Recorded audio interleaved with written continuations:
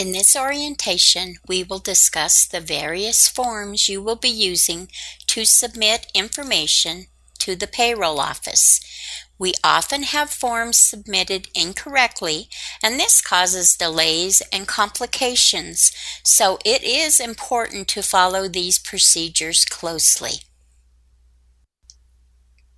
All employees are asked to sign up for direct deposit with their own bank or through a no-fee payroll card. The direct deposit authorization form is also used to make changes to employees' banking information. The employee must fill out the form completely, attach a voided check, and return it to the payroll office. Depending on when the form is received, it could take up to 2 payrolls to be processed. If the employee has any questions regarding this, they can contact their payroll specialist for information. The W-4 form is to be filled out when an employee needs to make changes to their tax withholdings on their paychecks. The employee is required to fill out the bottom portion of the form completely, including Social Security number, withholding status, and number of allowances. If any information is missing, it will be returned to the employee. Employees are paid semi-monthly, typically on the 10th and the 25th of each month. There are a few exceptions. For example, generally if the pay date falls on a Saturday, the employee will be paid on the Friday before. If the pay date falls on a Sunday, the employee will be paid on the following Monday. Pay dates may also be adjusted if they fall before a holiday or during a scheduled school break. Pay dates are non-negotiable. A 403B and 457 annuity are voluntary tax-sheltered investments that Rio Rancho Public Schools makes available to staff for investment purposes. The Omni Group is the Rio Rancho Public School third-party administrator. If an employee is interested in participating, the Omni website would need to be accessed to view the current companies that Rio Rancho Public Schools uses. Please refer to the Universal Availability Notice on the Rio Rancho Public Schools RioNet in the Finance Department homepage for details. Here is a listing of your payroll personnel. If you have any questions about your payroll, please contact the payroll specialist for your school.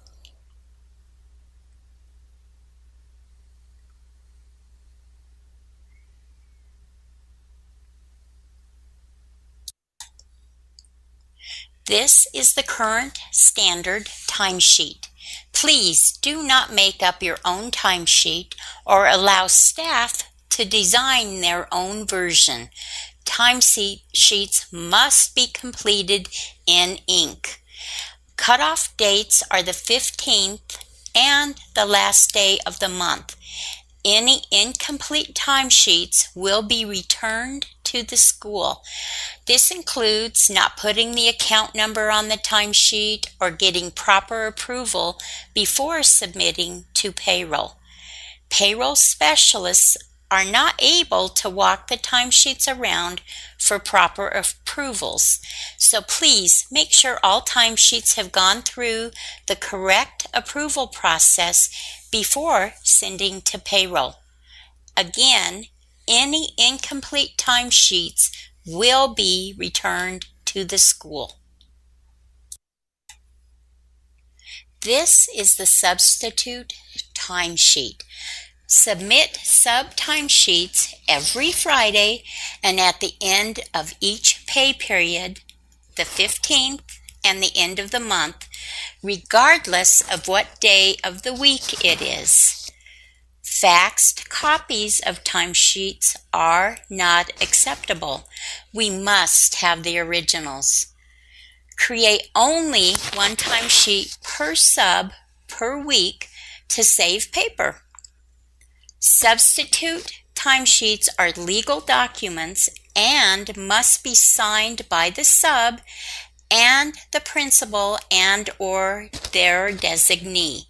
If the sub timesheet is missing either signature, it will be returned to the school to be completed.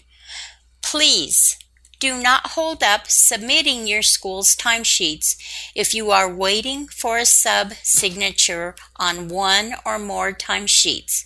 Separate the timesheets and note the signatures needed when submitting, and we will get the sub to come in and sign their timesheet.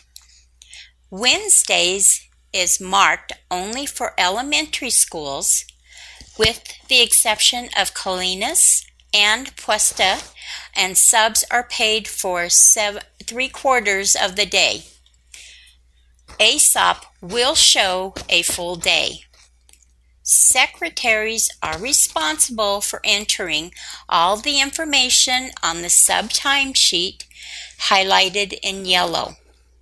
Subs are only responsible for entering their employee ID, time in, time out, and signing the timesheet as highlighted in blue. If the sub sheet is not filled out completely, it will be returned to the school. Always check funding source. Special ed, federal, and other require an accurate account code. If an account code is not provided, the sub timesheet will be returned to the school. If the sub is to be paid for by an outside entity, be sure to attach documentation to the timesheet of who and where to bill. We have a new hire packet that includes all of the following documents. Each of these items is available on the Finance Department homepage on RioNet. This information is typically provided at the time of hire by the HR department. In cases where this information has not been provided, employees should look on RioNet for this information.